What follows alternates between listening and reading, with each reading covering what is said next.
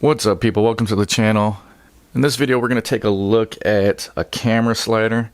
This one was sent out to me by a company called Great Video Maker. If you guys are interested in this slider, at the end of the video just take a look in the description box. I'll put an affiliate link in there. You guys click on that affiliate link, it'll take you to Amazon. You can purchase this video slider. What we'll do now is I'll go ahead and do an unboxing, show you guys what it comes with, and we'll get into some of the features and how it works.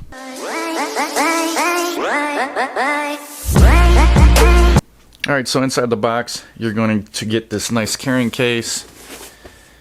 Has a Great Video Maker on the side here. Two carry handles, Velcro them together. It's got two zippers here. So go ahead and open it up and I'll show you guys what's inside.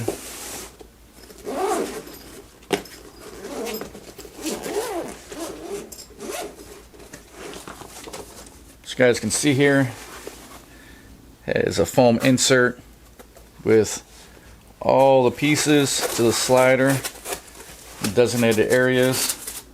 Take off the front there and then you guys can see the slider. Everything looks packaged away real nice carrying case. Go ahead and take everything out of the box so you guys can see what it comes with. Alright guys, so I got everything out of the carrying case here onto the table. Here's the slider itself. Now this is the 31-inch long slider. They do have other different models. I think they got one more longer one. It's like 4 foot, and then they got a couple smaller ones. 31-inch seems kind of in a good perfect area for a camera slider. You got, here's your remote. So this is going to be a wired remote. It's not wireless, but that's what it's going to look like. You got your cable that's going to go from the remote to the slider. You got a shutter extension cable. Looks like an extra belt here because this whole slider travels on a belt system. You got a few different shutter cables here, and these are for different cameras. Got an Allen wrench, and then depending on what country you're in, here's a different power outlet. I actually have battery charger plugged in right now. Guys, look at that. Here's the charger. It's kind of wall charger here.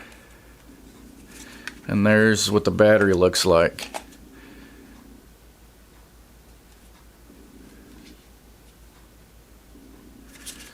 So if you want to go ahead and charge it, this battery is just going to slide right in here, slide down, and that's what it's going to look like. You're going to be able to plug that right into the wall. Also, it comes with your instructions here. Alright guys, so let's go ahead and take a closer look at this slider here.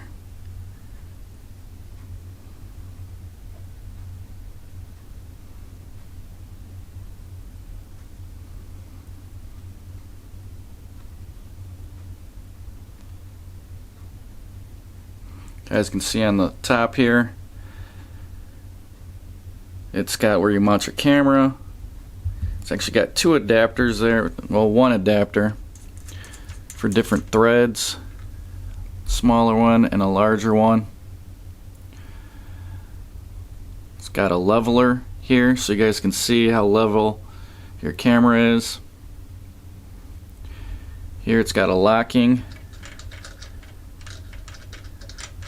thumb screw there to lock that in place.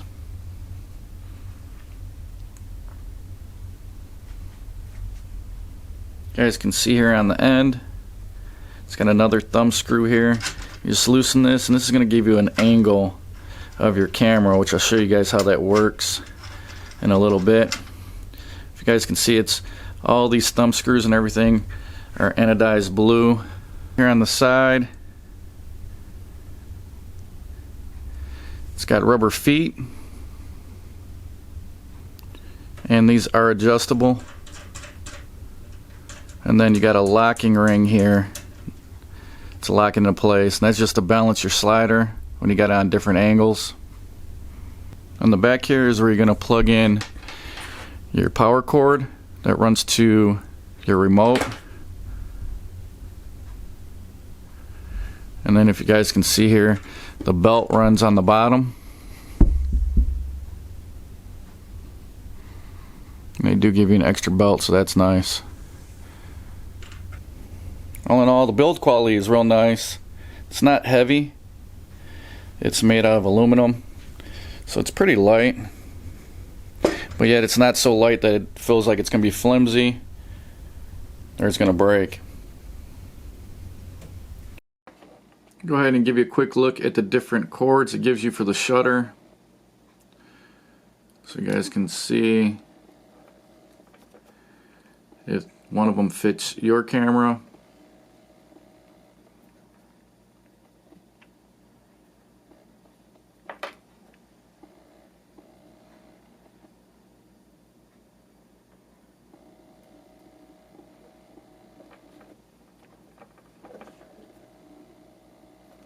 So that's what all the cords look like. These are all that plug into the controller, so those are all the same size, but this is what you're looking at as far as flexibility with different cameras. Here's a closer look at the controller here. Like I said, that's where the USB goes. Is another power source for like a 12 volt maybe, and then there's your shutter right there. There's a threaded right there to mount this. Power button on the back, that's where the battery goes. And then this is just like a Velcro wrist strap. So go ahead and get this thing wired up, get a camera mount on it, and we'll see how it runs. I had an extra fluid head, so I figured I'd just mount that to the slider. It's got a quick release plate here, so it's going to make it a lot easier for me to switch my camera on and off this instead of screwing it on and off. That's the reason why I did it. You don't have to do this, but it's just going to make it easier to get your camera on and off the slider. We're going to go ahead and we're going to put a battery inside the remote here.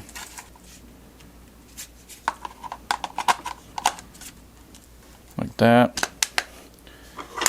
Locks it into place, and then you got power on and off button on the back here. Flip that on, and there's the display, and it's going to show your battery how full it is, so that's nice. A little indicator there to let you know how fully charged your battery is. Go ahead and turn that back off. We'll get this cord out here. Now this cord's going to plug into the bottom.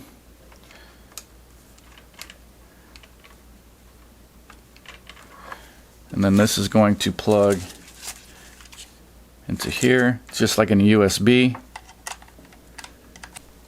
Alright, I got everything plugged in. Go ahead, fire it up.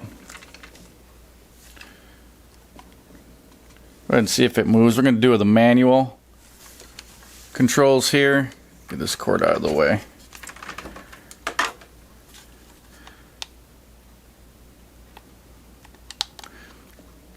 Do manual mode. You guys can see there. Hit OK. Speed is at 59%. Go ahead, move it. You guys can see it's moving there. And all I'm doing is holding onto the directional. Let go of it. I'm hitting it the other way. You can increase speed or make it slower.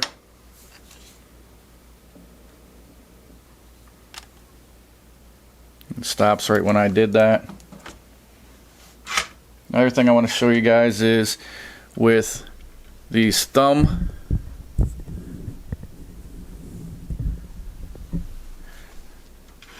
I told you earlier about putting these on an angle here. Put this on an angle, tighten it down on both ends.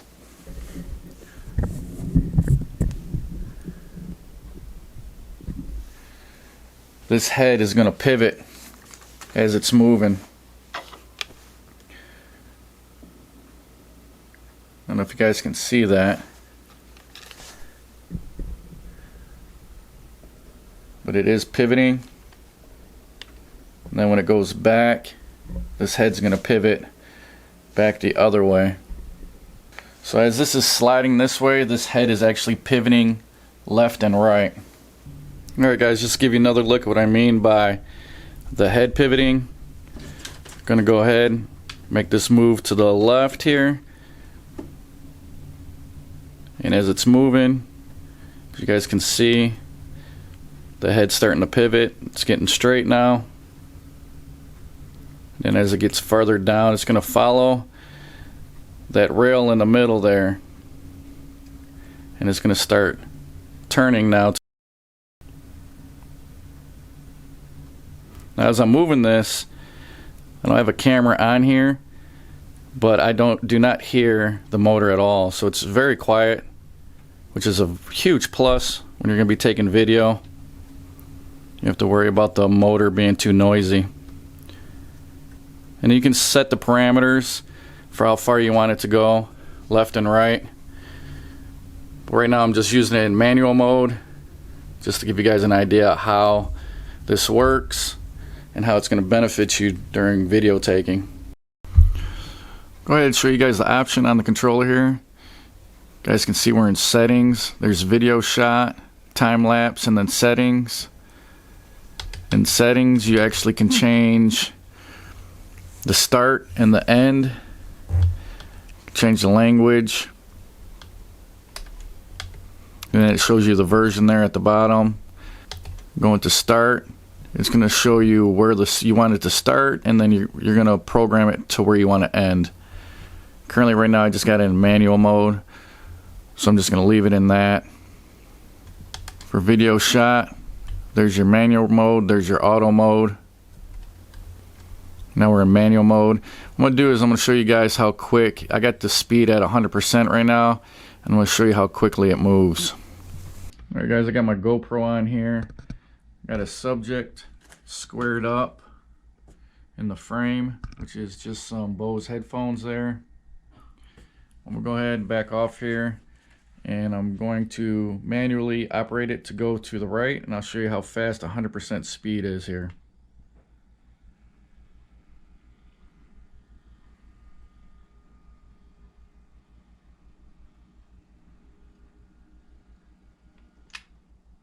So you guys can see there, it's pretty fast at 100%.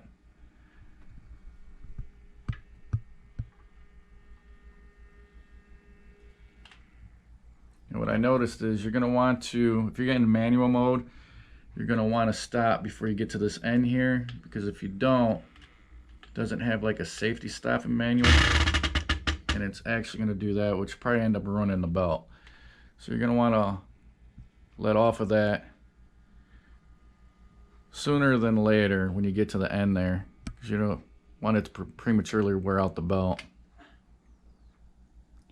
In auto mode, you can just program the start and stop so that it doesn't do that, so you won't have to worry about it at all.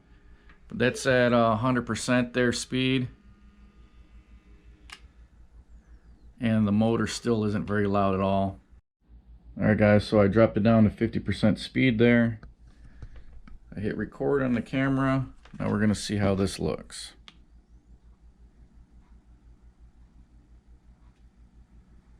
So this is going to be a little bit more cinematic shot here. As you guys can see, it's a lot slower.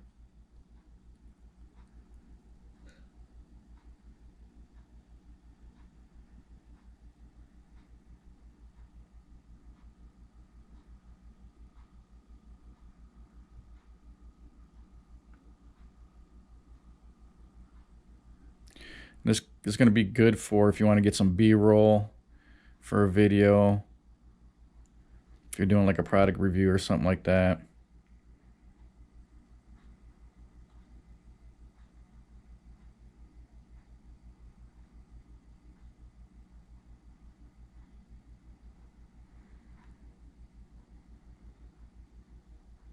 Alright guys, so here's another example of what you can do with this slider. I just got it propped up with the rubber feet against this table right here. and it allows flexibility, especially with the fluid head, to get tons of different angles of different shots here.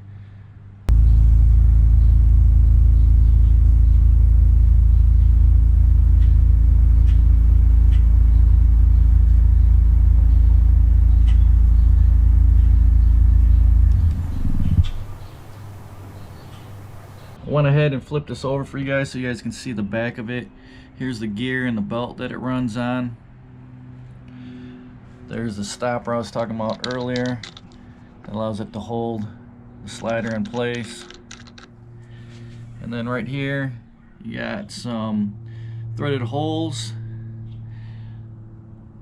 on the left side, middle, and the right side. And this is actually to increase the flexibility of this slider, and you can mount this to a tripod. Here's a tripod mounted to the bottom here. You're gonna need a pretty sturdy tripod for this, but if you got one, it's gonna add a lot more adjustability to different shots that you want to do. Here's an example of one I did on my car real quick.